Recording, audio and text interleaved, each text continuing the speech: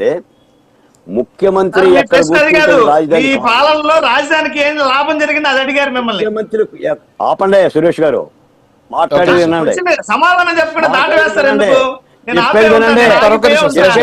సమాధానం చెప్పండి. కథలు చెప్తాంటే ఈ కథలు కాదు. మేము విన్నాం. సురేష్ గారు ఒక్క నోట్ చేసుకోండి సార్, నోట్ చేసుకోండి సురేష్ గారు, మీరు నోట్ చేసుకోండి. తర్వాత రాజు గారు రాజధానిలో ఏం చేశారంటే జగన్మోహన్ రెడ్డి గారు 5 ఏళ్ళు పరిపాలన రాజధానిలో చేశాడా రచ్చబండ మీద? ఒక నిమిషం సురేష్ గారు చెప్తారు వినండి ప్లీజ్. గత 5 ఏళ్ళు జగన్మోహన్ రెడ్డి గారు పరిపాలన ఎక్కడ చేశాడు?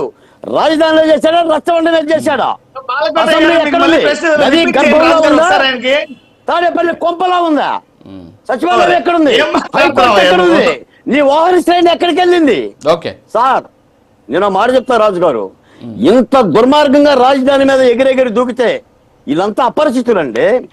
గజనీ సినిమాలో అపరిచితులు. నేను ఎందుకు మాట్లాడుతున్నానంటే రాజధానిలో రైతుకి ఏ న్యాయం జరిగింది అని అంటున్నారు. ఏ న్యాయం చేశారని నేను అడుగుతున్నాను. ఏ న్యాయం చేశారు? 279 మంది రైతులు ప్రత్యక్షంగా పరోక్షంగా హత్యలు చేయబడ్డారు, ప్రాణాలు పోయినాయి. ఒక్క పరామర్శ శిబిరాన్ని సందర్శించరా? ఈ రోజున ఆ రాజధాని ఉండటం మూలానే ఈ రాష్ట్రానికి అభివృద్ధి జరుగుతుంది. మీకు మాట చెప్తాను సార్, మీకు మాట చెప్తాను వినండి, మీరు వినాలి. మొట్టమొదట రాజధాని ఎడారన్నారు. ఎడారంటే ఏంటంటే చుక్క నీరు కురవుంది.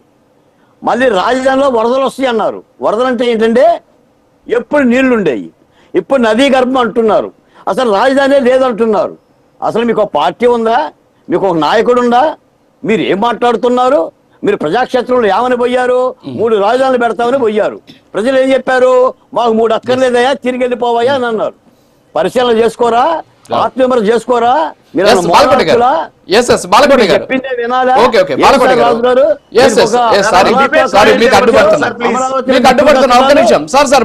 ప్లీజ్. బాలకోట గారు ఒక చిన్న బ్రేక్ ఉంది సార్, బ్రేక్ తర్వాత కంటిన్యూ చేద్దాం. మీ ఫ్లోకి అడ్డుపడినందుకు ఎవరికొద్దు. Break please.